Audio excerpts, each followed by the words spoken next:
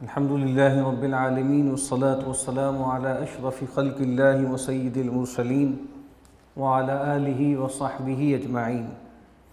رب اشرح لي صدري ويسر لي أمري واحلل عقدة من لساني يفقهوا قولي. اللهم انفعنا بما علمتنا وعلمنا ما ينفعنا وزدنا علما آمين يا رب العالمين. کتاب ریاض الصالحین میں ہم باب الخوف کا مطالعہ کر رہے تھے. آج انشاءاللہ اس کی تکمیل ہو جائے گی. یہ بات پہلے بھی عرض کی گئی تھی کہ اللہ تعالیٰ سے ہمارا جو تعلق ہے اس میں جو سب سے بنیادی جذبہ ہے وہ خوف اور خشیت کا ہے.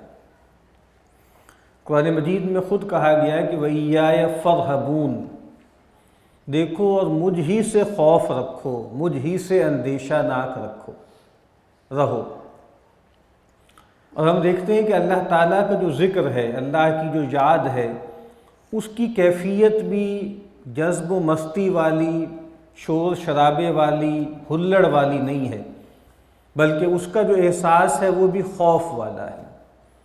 انما المؤمنون الذین اذا ذکر اللہ وجلت قلوبہم، کہ اہل ایمان تو وہ ہیں جب اللہ کا ذکر کیا جاتا ہے ان کے دل خوف محسوس کرتے ہیں. اللہ نزل احسن الحدیث کتابا متشابہا مثانیہ تقشعر منہ جلود الذین یخشون ربہم ثم تلین جلودہم وقلوبہم الی ذکر اللہ. اللہ تعالیٰ کی کتاب کی آیات جب یہ تلاوت کرتے ہیں تو ان کے رونگٹے کھڑے ہو جاتے ہیں. اور اس کا سبب کیا ہے؟ اس کا سبب یہ ہے کہ سٹیکس بہت ہائی ہیں. جس ہستی کے ساتھ ہمارا واسطہ ہے وہ بہت بڑی ہے، بہت بڑی ہے، بہت بڑی ہے، بہت عظیم ہے. اور جو معاملہ آخرت میں درپیش ہے وہ اتنا بڑا ہے کہ اس کو ہم یہاں پہ کنسیو نہیں کر سکتے. آپ دیکھیے اسی کا ایک مظہر ہے. انسان کے بارے میں یہ بات معلوم ہوتی ہے کہ جب انسان اگر دنیا سے جا رہا ہوتا ہے تو اس کا انجام اس کے سامنے دکھا دیا جاتا ہے اجمال کے ساتھ. جس طرح نفس مطمئنہ رکھنے والے لوگوں کے بارے میں کہا کہ یا ایتھا النفس المطمئنہ ارجعی الی ربک راضیۃ مرضیہ فادخلی فی عبادی وادخلی جنتی. اور قرآن مجید نے کہا ہے کہ تتنزل علیہم الملائکۃ الا تخافوا ولا تحزنوا وابشروا بالجنۃ التی کنتم توعدون. تو ایسا لگتا ہے کہ جیسے مرتے وقت جو صالحین ہیں ان کو جنت کی بشارت دے دی جاتی. لیکن پھر ہم دیکھتے ہیں کہ قبر میں ایک الگ اضطراب ہے، قبر میں ایک الگ امتحان ہے، ایک الگ فتنہ ہے، جہاں وہ تین بڑے سوالات جو ہیں وہ درپیش ہیں کہ من ربک کا، تمہارا رب کون ہے، ما دینک کا، تمہارا دین کیا ہے، وما تقول ھذا الرجل فی ھذا الرجل، اور ان صاحب کے بارے میں یعنی نبی اکرم صلی اللہ علیہ وسلم کے بارے میں تم کیا کہتے ہو. وہاں پر ایک اضطراب ہے. پھر قرآن مجید ہمیں یہ بتاتا ہے کہ قبر میں ایک برزخ کی زندگی ہے اور وہاں پر بھی بہت سے معاملات کھل جاتے ہیں. نبی اکرم صلی اللہ علیہ وسلم نے فرمایا کہ القبر اما روضۃ من ریاض الجنہ، یا تو جنت کے باغوں میں کا ایک باغ بن جاتا ہے، او حفرۃ من حفر النیران، یا جہنم کے گڑھوں میں کا ایک گڑھا ہوتا. اس کا مطلب یہ ہے کہ قبر میں بھی کوئی نہ کوئی روزن کھل جاتا ہے جو انسان کا انجام ہونے والا ہے اس طرف. اور جو نیک لوگ ہیں، صالحین ہیں، ان کے لیے گویا جنت کا ایک دروازہ کھول دیا جاتا ہے، اس کی ہوائیں آنے لگتی. لیکن پھر ہم دیکھتے ہیں کہ جب حشر میں لوگ کھڑے ہوں گے تو پھر مضطرب ہوں گے، پھر پریشان ہوں گے. تو ایسے لگتا ہے کہ جو پہلے مرحلہ گزر چکا ہے اس میں ایک تجربہ انہیں حاصل ہو چکا، لیکن پھر معاملہ وہی ہے کہ جب تک انسان اپنی منزل مقصود تک نہ پہنچ جائے، اور منزل مقصود کیا ہے، وہ اللہ کی جنت ہے. اصل میں تو منزل مقصود اللہ کی رضا ہے نا، لیکن جنت کیا ہے؟ جنت محل ہے اللہ کی رضا کا. اسی لیے امام احمد بن حنبل علیہ رحمہ سے جب کسی نے پوچھا کہ ایک بندہ مومن کے لیے راحت کب ہے، اطمینان کب ہے، تو انہوں نے کہا کہ جب وہ اپنا پہلا قدم جنت میں رکھے گا. ایک اور بزرگ سے پوچھا گیا کہ مومن کے لیے اطمینان اور سکون کہاں ہے، انہوں نے کہا کہ شجر طوبہ کے نیچے، جنت کا جو درخت ہے اس کے نیچے. وہاں جا کر گویا وہ یہ کہیں گے کہ الحمدللہ الذی اذھب عنا الحزن الحمدللہ الذی ہدانا لہذا وما کنا لنہتدی لولا ان ہدانا اللہ۔ اس کا مطلب یہ ہے کہ اللہ سے تعلق میں یہ جو خوف کی صورتحال ہے یہ ختم نہیں ہو سکتی۔ اور بارہا یہ بات عرض کی گئی کہ آپ دیکھیں کہ وہ لوگ کہ جن کا اپنے جنتی ہونے پر ایمان لانا ضروری تھا، ایمان کسے کہتے ہیں؟ تصدیق بما جاء بہ النبی صلی اللہ علیہ وسلم، ہر اس چیز کی تصدیق کرنا جو اللہ کے نبی صلی اللہ علیہ وسلم لے کر آئے ہیں، جو خبر بھی آپ دیں اس کی تصدیق کرنا۔ تو کتنے ہی اصحاب ہیں جن کے ایمان کا یہ حصہ تھا، لازمہ تھا کہ وہ اپنے جنتی ہونے پر یقین رکھیں۔ جب آپ نے فرما دیا کہ ابو بکر فی الجنہ، عمر فی الجنہ، عثمان فی الجنہ، علی فی الجنہ، تو یہ لوگ کون ہیں؟ یہ مبشرون بالجنہ ہے نا، یہ وہ لوگ ہیں جن کو جنت کی بشارت دے دی گئی۔ لیکن سب سے زیادہ پریشان ہم انہی لوگوں کو دیکھتے ہیں کہ وہ نچنت نہیں ہیں، بے خوف نہیں ہیں، مستقل ایک اندیشے میں ہیں۔ سیدنا ابوبکر صدیق رضی اللہ تعالیٰ عنہ اپنا یہ تاثر بیان کر رہے ہیں کہ کاش میں زمین پر اگنے والا ایک گھاس کا تنکا ہوتا، کاش میں درختوں پہ اڑنے والی کوئی چڑیا ہوتا جس کا کوئی حساب کتاب نہیں ہے۔ تو اس کا مطلب یہ ہے کہ اللہ تعالیٰ سے تعلق میں خشیت، خوف، رہب، اس کا پہلو کبھی ختم نہیں ہو سکتا۔ نبی اکرم صلی اللہ علیہ وسلم ایک نوجوان کے پاس تشریف لے گئے اور وہ اس وقت موت کی کیفیت میں تھا، بالکل جیسے نزع کا عالم اس پہ طاری تھا۔ تو آپ نے فرمایا کیف تجدک، تم اپنے آپ کو کس حال میں پاتے ہو، تمہاری کیا کیفیت ہے؟ تو ان صاحب نے کہا کہ انی ارجو اللہ و انی اخاف ذنبی، میں اللہ سے امید بھی رکھتا ہوں، اللہ کی رحمت کی توقع بھی مجھے ہے، اور مجھے اپنے گناہ کا ڈر بھی ہے۔ اصل میں جو ڈر ہے وہ گناہوں کا ہوتا ہے۔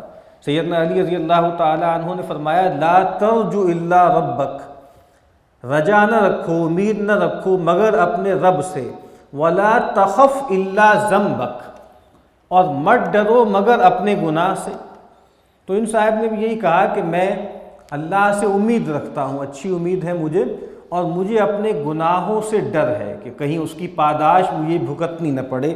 تو نبی اکرم صلی اللہ علیہ وسلم نے فرمایا لا یجتمعان فی قلب عبد فی مثل ھذا الموطن، کہا کہ یہ دو کیفیتیں ایسی ہیں کہ یہ جمع نہیں ہوتی کسی بندہ مومن کے دل میں اس طرح کی صورتحال میں، الا آتاہ اللہ ما یرجو، مگر یہ کہ اللہ تعالیٰ اس کو عطا کر دیتے ہیں وہ چیز جس کی وہ امید رکھتا ہے، وآمنہ مما یخاف، اور اللہ تعالیٰ اس کو امن دے دیتے ہیں، اطمینان دے دیتے ہیں اس چیز سے جس سے وہ ڈرتا ہے۔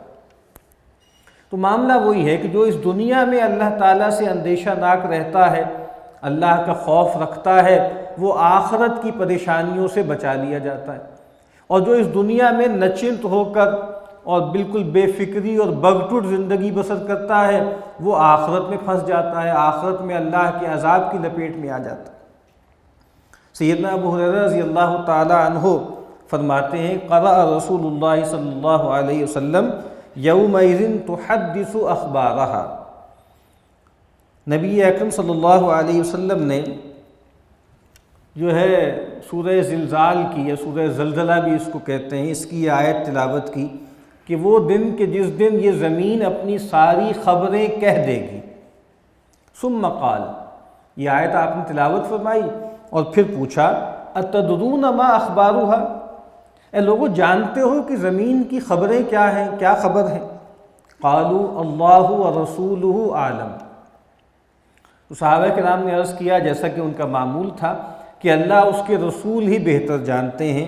فرمایا فإن اخبارها ان تشهد على كل عبد او امة بما عمل على ظهرها، کہ بے شک اس کی خبریں بیان کرنا یہ ہے کہ وہ ہر بندے اور بندی جو اللہ کا غلام ہے، جو اللہ کی باندی ہے، اس کے خلاف گواہی دے گی جو کچھ اس نے اس کی پیٹھ پر کیا تھا۔ اللہ کے ہر بندے نے، اللہ کی ہر بندی نے جو کچھ زمین کے پیٹھ پر کیا تھا وہ اس کی گواہی دے گی۔ تقول، وہ کہے گی عملت کذا و کذا فی یوم کذا و کذا، کہ تم نے فلاں فلاں عمل کیے فلاں فلاں دن میں، تو فرمایا فہٰذِہِ اخبارها، تو یہ اس کی خبریں ہیں، یہ اس کی اطلاعات۔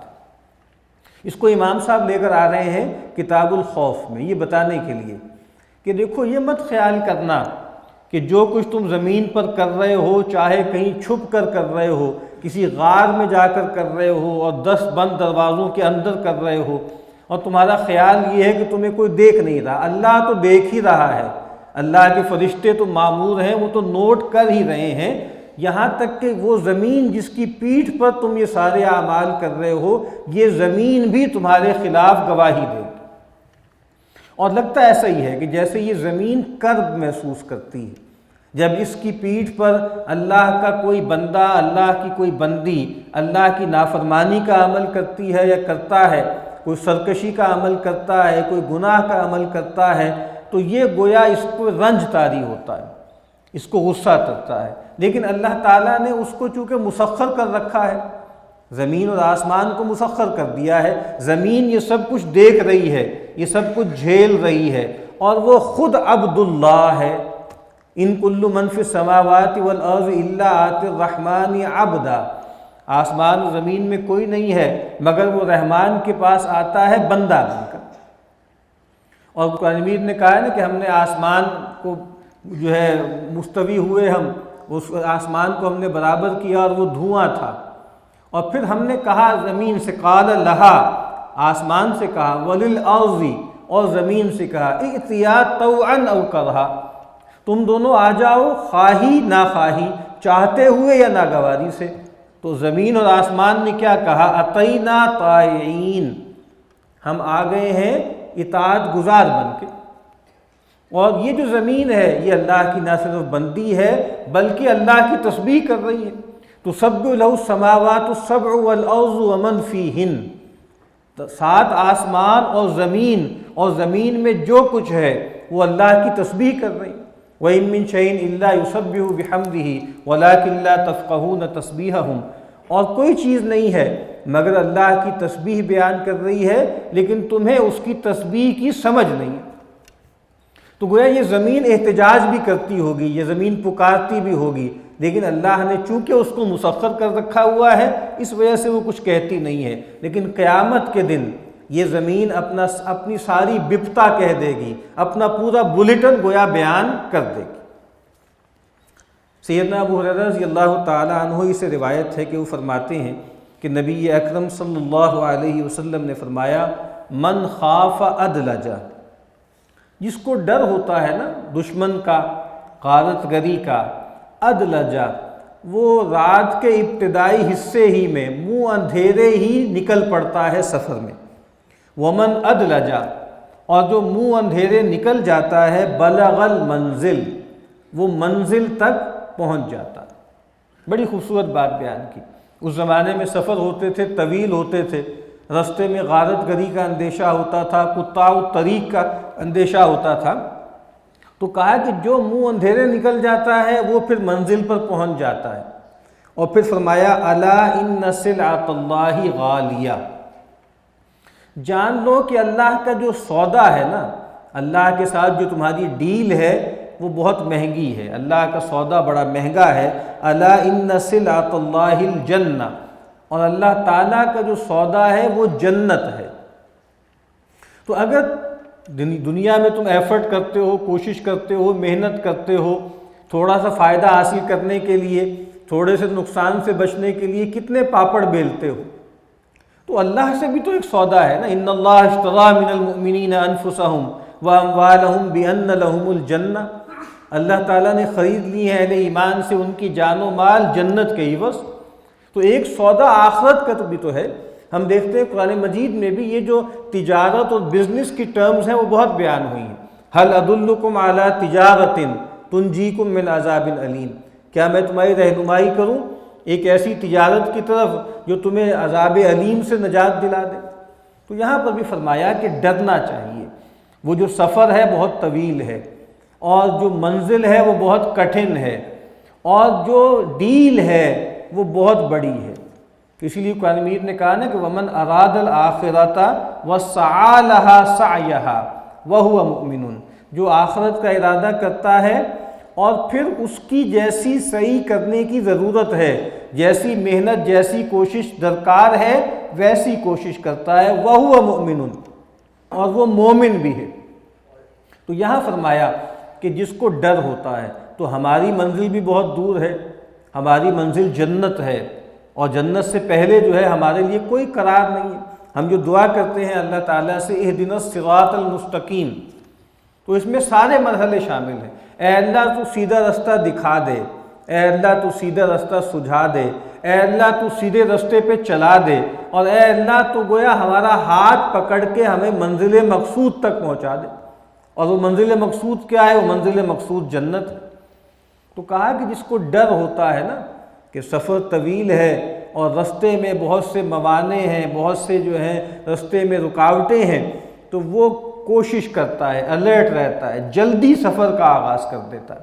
تو یہ میٹافوریکلی ہمیں بتایا جا رہا ہے، اللہ کے نبی بتا رہے ہیں کہ اگر جنت مقصود ہے، جنت تک پہنچنا ہے، تو پھر کمر کس لو، پھر کسل کو چھوڑ دو، پھر سستی کو چھوڑ دو، اور اندیشہ ناک ہو کر محنت کرو۔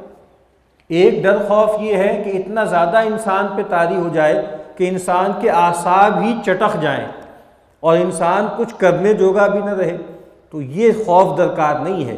درکار وہ خوف ہے جو انسان کو مائل بعمل کرے، جو انسان کو عمل پر لگائے رکھے۔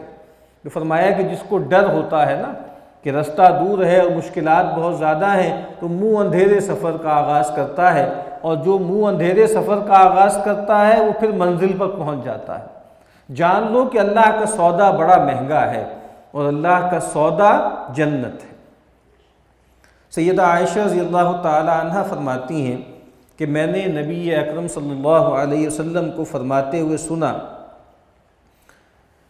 یحشر الناس یوم القیامت حفاتا عراتا غرلا، کہ لوگوں کو جمع کیا جائے گا قیامت کے دن حفاتن، ننگے پیر، عراتن، برہنہ، غرلن، غیر مختون، یعنی جب انسان قیامت میں مبعوث ہوگا تو پاؤں میں جوتی نہیں ہوگی، جسم پہ کپڑا نہیں ہوگا، اور اس حالت میں ہوگا کہ اس کے ختنے بھی نہیں ہوئے ہوں گے۔ جو قرآن مجید نے کہا ہے نا کما بدأنا اول خلق نعیدہ، جیسے ہم نے تمہیں پہلی مرتبہ پیدا کیا ہے ویسا ہی اعادہ کریں گے۔ تو جیسے انسان کا بچہ پیدا ہوتا ہے، جب پیدا ہوتا ہے نہ اس کے پاؤں میں جوتی ہوتی ہے، نہ جسم پر کپڑا ہوتا ہے، اور اس کے ختنے بھی نہیں ہوئے ہوتے، تو کہا کہ قیامت میں بھی ایسے ہی لوگ کھڑے ہوں گے، عریاں ہوں گے، بے لباس ہوں گے، پاؤں میں جوتی نہیں ہوگی، غیر مختون ہوں گے۔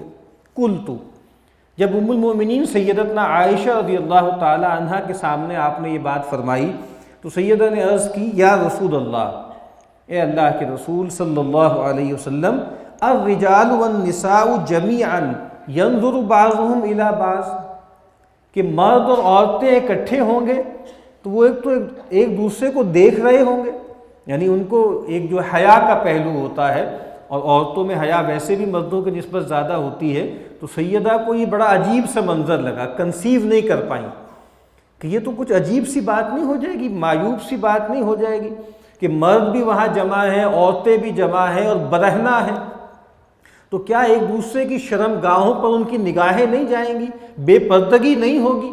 یہ سوال تھا ان کا کہ سطر کھلے ہوئے لوگوں کے، تو لوگ ایک دوسرے کو دیکھ رہے ہوں گے، تو یہ تو کوئی اچھی بات نہیں لگتی۔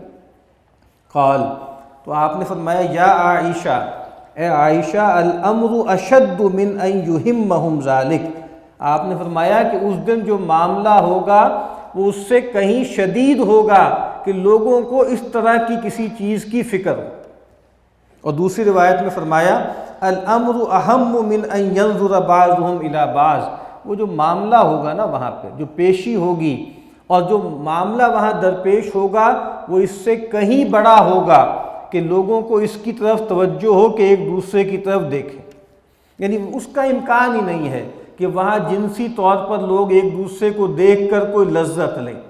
یہ صورتحال دنیا میں بھی ہو جاتی ہے، خدا نہ خواستہ کوئی زلزلہ آ جائے بڑے ریکٹر سکیل کا، اور مرد اور عورت نکل کے بلڈنگوں سے بھاگتے ہیں، اور اس وقت اگر کوئی لوگ برہنہ بھی ہوں تو اس وقت صورتحال ایسی نہیں ہوتی کہ لوگ ان برہنہ جسموں کو دیکھ کر لذت لیں، اس وقت تو جان کی پڑی ہوتی، یہ جیسے مثال ہے کہ اگر کوئی زلزلہ کہیں پر آ جائے، کسی جنگل میں آ جائے تو سب جانور دوڑتے ہیں بے تحاشا، کوئی سیلاب آ جائے تو جانور دوڑتے ہیں بے تحاشا، اور وہاں ہرن اور شیر اور چیتا اور سب جو ہے اکٹھے بھاگ رہے ہوتے ہیں۔ یعنی ایک بڑا خطرہ، ایک بڑی آفت، ایک بڑا معاملہ جب ہو تو چھوٹی چھوٹی چیزیں جو ہیں وہ صرف نظر ہو جاتی ہیں۔ تو یہ روایت بھی امام صاحب باب الخوف میں لے کر آئے ہیں کہ وہ جو دن ہے وہ بہت خوفناک ہے۔ خاشعۃ ابصارہم، قرآن مجید بار بار کہتا ہے کہ ان کے آنکھیں جو ہیں وہ اس وقت جھکی ہوئی ہوں گی۔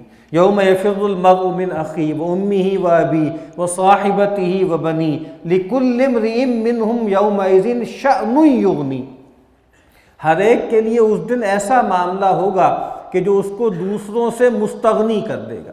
جب سیدہ عائشہ رضی اللہ تعالی عنہ نے یہ بات کہی کہ ایک دوسرے کو دیکھ رہے ہوں گے تو کیا اس سے جو ہے بے شرمی کا معاملہ نہیں ہوگا، تو اللہ کے نبی نے فرمایا کہ معاملہ اس سے کہیں بڑا ہوگا کہ لوگ ان چیزوں کی طرف التفات کریں۔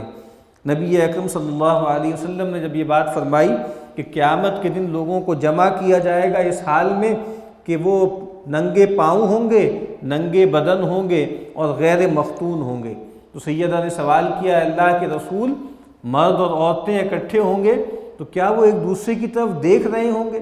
تو نبی اکرم صلی اللہ علیہ وسلم نے فرمایا کہ اے عائشہ، اس دن معاملہ اس سے کہیں بڑا ہوگا کہ لوگوں کو اس طرح کی کسی بات کی طرف التفات ہو۔ اور دوسری روایت میں فرمایا کہ معاملہ اتنا بڑا ہوگا، اتنی فکر مندی ہوگی ان کو کہ ان کو ایک دوسرے کی طرف دیکھنے، ایک دوسرے کی طرف التفات کی طرف کوئی توجہ نہیں ہوگی۔ وآخر دعوانا الحمدللہ رب العالمین۔